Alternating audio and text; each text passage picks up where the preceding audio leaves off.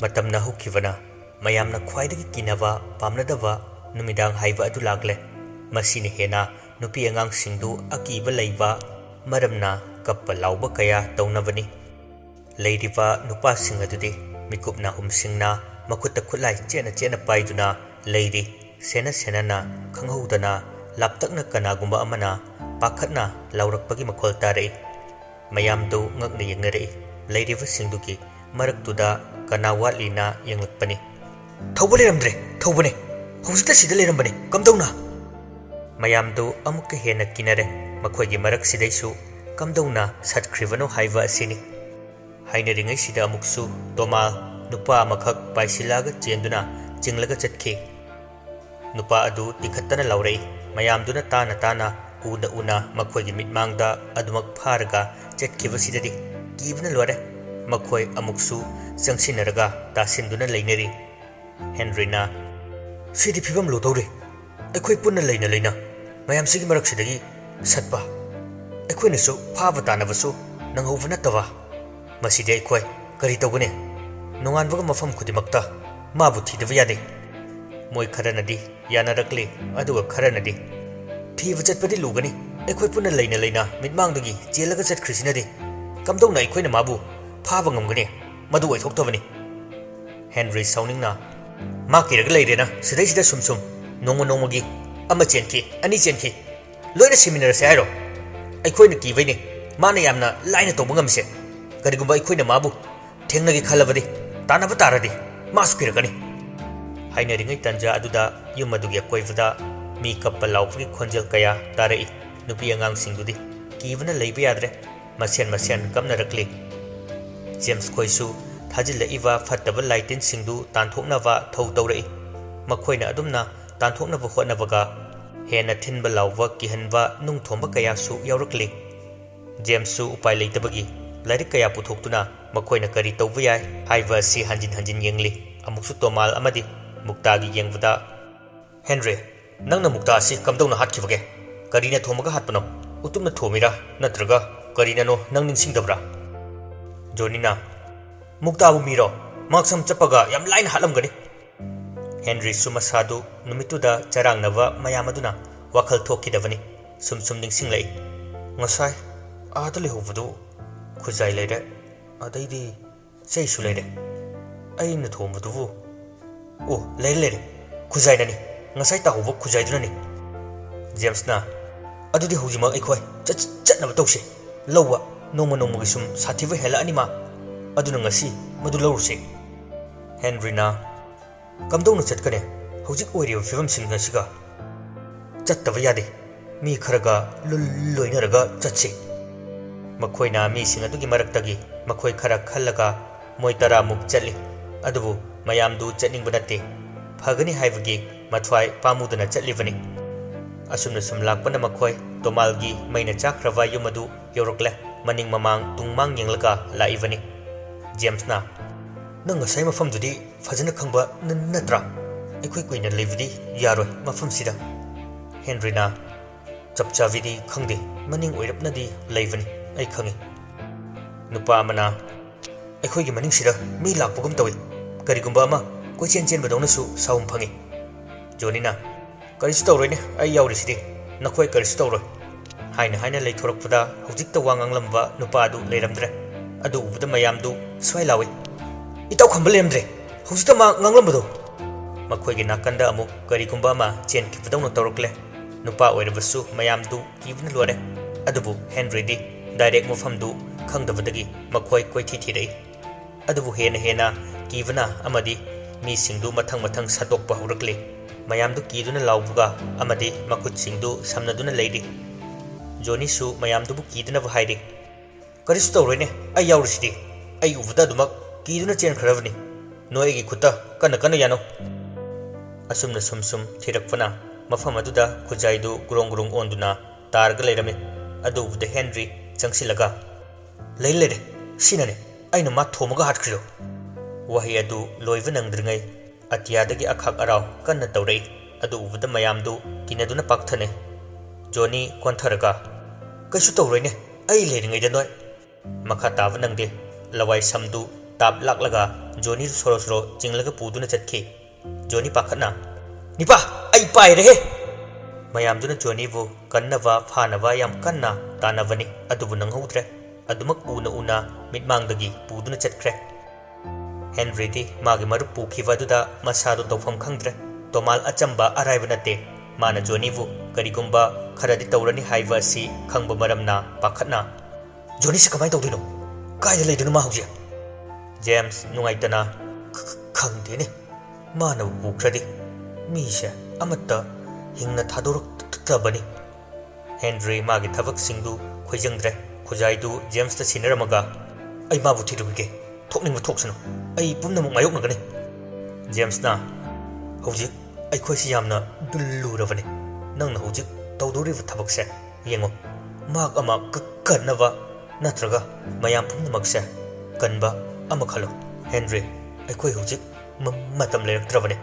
haina ai khoigi mitmangda ai khoiga lakminnawa kayasu Johnny gumna pukravani Henry masadu leiba yadre mana khatnarasu saunarasu phunarasu magi marup Johnny dagi henba leite awaba nungaiba pumnamakta magi saruk yariba marup amani makhoisu panthadana adumak yumda halakle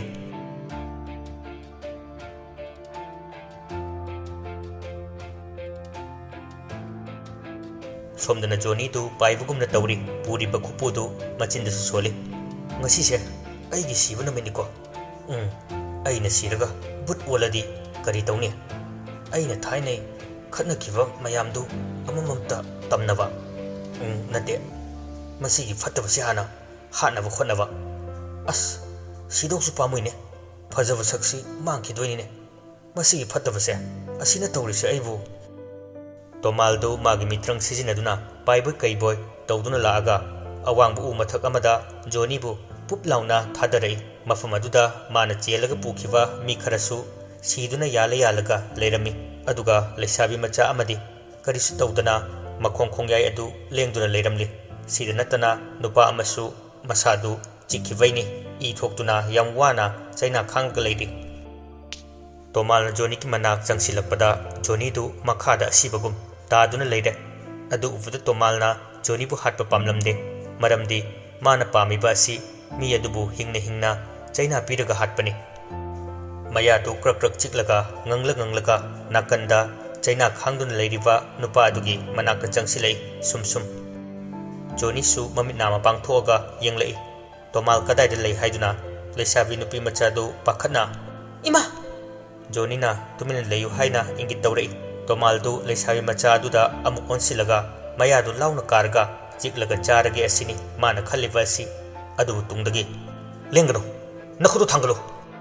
wahaidu tavra Tomal leithoga yenglei adu gari Johnny na makutta chayama pairaga leirami nangna isi achamba mi amani haiduna khanra ha nangi na thwaido ngasidi lauthokpa taredana nangna songadaba lai solo wahaidu tavda Tomal khangna noklei aina nangbu chumna haloi hana chaina piraga nasadu maun khoklaga machet setuna hatkani Johnny masadu kivna suloiravani Tomalna changsilake tawbada Johnny na makhuttu khatlaga ngaiko Tomaldu chaplepaga yenglei leiriva ani tusu yengnaduna leiri Johnny na number 1 tawsenkrene Tomal maya krak chiklaga Johnny da paisilake tawe khulei thuna Johnny na magi purit khawdagi karigumba ama yomaga purakpa du lauthoga Tomal da chaiki mikuptu da Tomal ngihakta ngawkhre morokni mana yomaga puraiva du masadu maina chakpagi leiri du da chaisin badadi lore ngawrga law khongduna maikai khangda paibugum tawrga mangkhre Johnny na khangbranang nupa aduga leisabi aduga su yam harauna Johnny ki manakta changsilai nupi macha aduna ta Johnny masadu mathum marang hawi mapuning dasu pethavagum tawrakli nokfet tawraga kaleja se kinom tawkhre he leisabi aduna pakhatna chiklamiro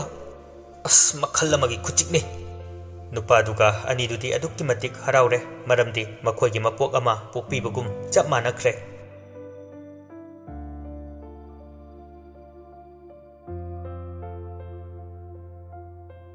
somdana Henry khoisu lairon mayam kanna sonduna puja tawduna muktagi thawai adu kaunava kanna khonarei adubu angakpani akhak arauga loinana nong kanna manglakle phibam ama torakle leiriva nupi angang singsu imungda loina leinava hairi aduga nupa singduna akoiva du sangnava hairi mikup nahum singna leiri Henry na khujai du puthokduna karigumba lei khara jingduna thamli lairon kaya sonduna kanna tawrakpadani nungsit yamna kanna silakpa du mai adusu muttoigi tawrakle mayam dusu yam kanna khonai kihanwa khanghanwa madi khonjen kaya tahanduna puja du kainava tawrakpani nongsu yam kanna chuba horakle makhoi mayamna mai du muttanava kanna khonarakpada mafamduda tomal amuk yoksilakle magi mi hatfadu handaksu tawrakli tamthiba mawongda mi sattuna pubanate mi hatpani mana tawra ivadu sangkrava magi khujinduna sangna sattuna jingduna kotkhatle mayamdu chainaduna lauduna leinari nongsu chusilakpana kemta yadre mayamdu mathong maram amata khangdre tomalna mitrang tawraga magi mamit singdu kanagumba amamam uhalakle James T magi mabok uvada phamtharaga kablei mabok u kauduna atai leiriva singadusu loina amamam uhanduna tarang chathalaga leire mayam sigi maraksida Henry di magi puja du da pukning changna yam kanna khonari makutta lairik tu pairaga sonba horei nongsu akhak arau ko loinana churakpana hogotliva chawrwa maijawadusu mutkadore tomalna Henry gi lusam du pairaga chingthoi Henry machinda lairon sonbadi leblamde adubu tomalsu madu tawdana wa haina mabu laktana langba madi kihan khanghanba tawri masi fawba yaraktrabada mitrang tawraga mamitta magi mana yamna ningjava mi ama uhannava tawrei adubu tasengna Henry di mabukning changkhibana karisu changdre mamitta thembi amu uhalei adubu Henry magi lairon sonbadi leblamde mathang mama mapa amadi toro amu uhalei adu fawba Henry karisu changdana yam kanna soli mana lairon soliba makhai khujai adusu yam kanna ungba hurakli tomaldu lepnava makhalni tawraiva asi adubu khanghodana Henry gi mamitta Johnny gi phibam chadrava ina yomlava saktamadu urai Johnny na wana kaurei ayam ware nangai bu mukta kallo Henry mamitudagi pirang sintharei aduga yam nungaitana lairon sonbadu leplaga Johnny ai nangbu soidana kangani nangbu ingondagi kanana settuna munba matik nate maruk inungsiva asi angakpani Henry Johnny vu uhanduna tarang chathalaga leiri tomaldu yam harauna leire mana khujai adu lauge tawbada ngamdre koisinduna thamiva aduna maram oiraga khoisaunaraba tomalna Henry gi mangaktu chappaga khujai asi aingonda sino Henry khanghodana machindagi toro ayang ware nang karamba matamda aigi nakta lakadabno khangaude mikuptudani akanba sahum puba tayingwa nungsidama laktuna phattaba pumnamak humdokhi tomaladu aswaida tai Henry na yamwana mamitu pangthorakpada magi mamangda makok maru ichau chaukhai masamana ifafagai lepaga leiramba adu ubada Henry khangpre khangi oima karino siria oja ai laksare Henry Piktru ubada adukki matik harawna masado thumatkre nang karamna Piktru mana karamna mafamsida lakhiba haibadu Henry da tamlai numittu Henry gi manglanda Piktru amadi thembina Henry bu tattana kauba numituni adugi numittuda Henry na karigumba thembi gi manakta chalamlavadi thembi ngasisu sidana magi phatrava polakadava macha aduna taibang phaurak trifawfa hingduna leramgani adubu Piktru bu makut paiduna Henry na thembi gi thawai chingthokhi matam adudagi thembi adumak sikre aduga Piktru na taibangda amuk safong Henry na aduga karigi nang na igi nakta laktabno nahan makai aina awava tariba mayamse nang udabra Piktru tapna ojana aibu kousu koroktana aidi ojana kaudri phawa lakpasu yade oh chumini aina nang asumna laye khanglamlavadi mikup khudingi nangi pharaba samlangse tattana yinglamgani Piktru harauna hausikti aila asidi angakpani Piktru gi mayayasi asukkanna churiva nong adubu magi pharava masamaduna haidoraktuna fallaga mayadu muttanava khankre Henry su magi puja makha chathava horai tawriba matawadu ngasari kiduna kochen chelamba mayamdu ngakna ngakni yengnari Makhoi kharana laptakna makhut thinduna hainari. Adagisi charu natro. Mathakta khalisia. Karam kanda semlamino.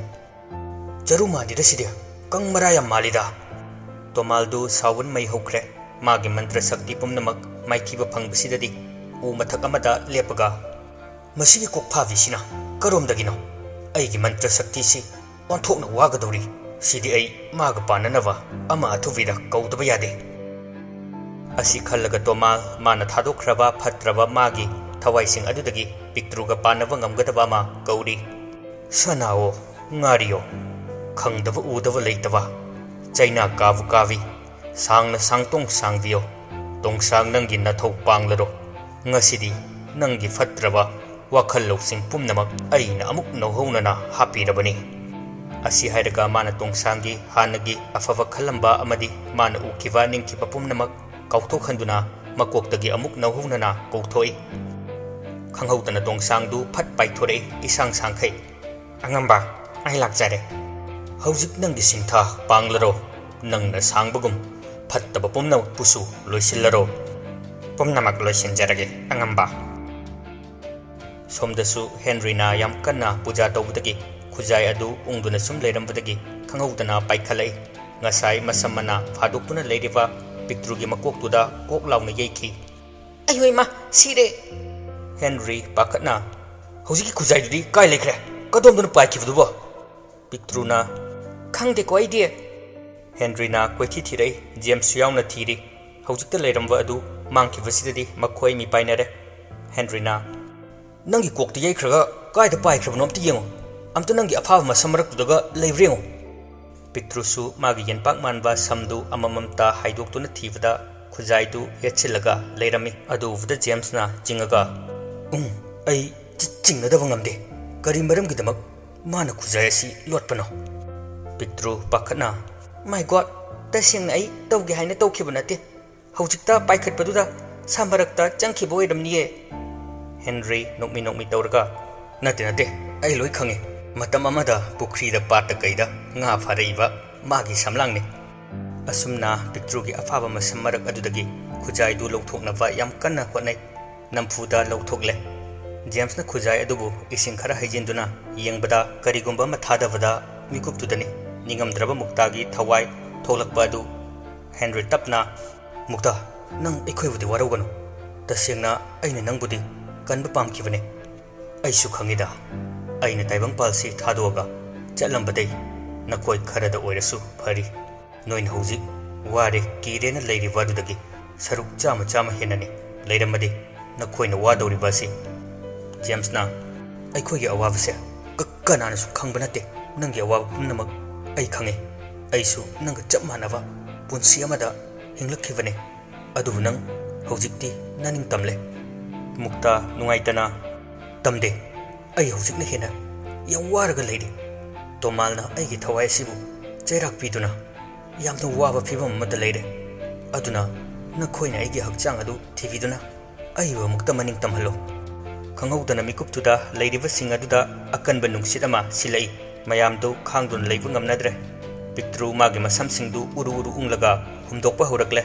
Masu magi leijabi pangal puthoktuna nungsit adubu maya thoraba magi Beijing tara manba samaduna ngakthoi pura faura dona phaktoga leire. Tongsangsu Tomalna magi pangal sakti fajana hapna maram oirga adukki matik kankhre. Piktruna nungsit singdu khanduna leibadu uvda ya kokphadia tongsang ai kanano masak khanghan bataredana.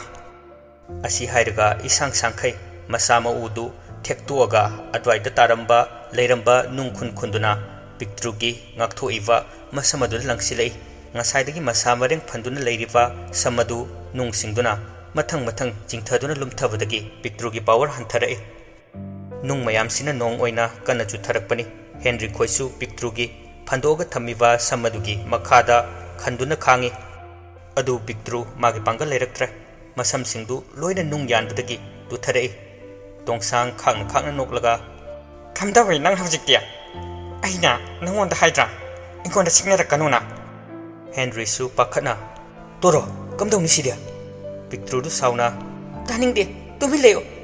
Henry du suklaga samphavi kokchawbi kari haiba ꯐꯖꯩ ꯍꯥꯏꯕ ꯐꯖꯩꯌꯦ ꯅꯪꯁꯦ ꯄꯤꯛꯇ꯭ꯔꯨ ꯁꯥꯎꯅ ꯃꯁꯝꯗꯨ ꯌꯥꯝ ꯀꯟꯅ ꯍꯥꯏꯗꯠꯄꯗ ꯌꯥꯜꯂꯝꯕ ꯅꯨꯡꯁꯤꯡꯗꯨ ꯂꯣꯏꯅ ꯄꯥꯏꯊꯣꯔꯛꯏ ꯇꯣꯡꯁꯥꯡꯁꯨ ꯃꯈꯣꯡ ꯑꯁꯥꯡꯕ ꯑꯗꯨꯒ ꯆꯣꯡ ꯆꯣꯡꯗꯅ ꯆꯦꯜꯂꯤ ꯅꯨꯡꯁꯤꯡꯗꯨꯅ ꯄꯥꯟꯗꯅꯕ ꯑꯗꯨꯕꯨ ꯂꯥꯏꯕꯛ ꯊꯤꯕꯗꯤ ꯄꯤꯛꯇ꯭ꯔꯨ ꯃꯥꯒꯤ ꯃꯁꯝꯁꯤꯡ ꯂꯣꯏꯅ ꯐꯖꯅ ꯀꯦꯟꯈ꯭ꯔꯦ ꯃꯆꯤ ꯃꯆꯤ ꯇꯥꯡ ꯇꯥꯡꯗꯨꯅ ꯂꯩꯔꯦ ꯑꯗꯨ ꯎꯕꯗ ꯑꯀꯦꯟꯕ ꯁꯝꯁꯤꯡꯗꯨ ꯄꯥꯏꯔꯒ ꯀꯞꯂꯛꯏ ꯑꯣ ꯑꯩꯅ ꯃꯇꯝ ꯆꯪꯅ ꯑꯁꯨꯛ ꯋꯥꯅ ꯁꯟꯊꯤ ꯊꯣꯝ ꯊꯣꯝꯗꯅ ꯋꯥꯅ ꯁꯥꯡꯍꯜꯂꯤꯕꯁꯦ ꯂꯣꯏꯅ ꯀꯦꯟꯈ꯭ꯔꯦ ꯈꯪꯅꯤꯗꯅ ꯉꯁꯤꯗꯤ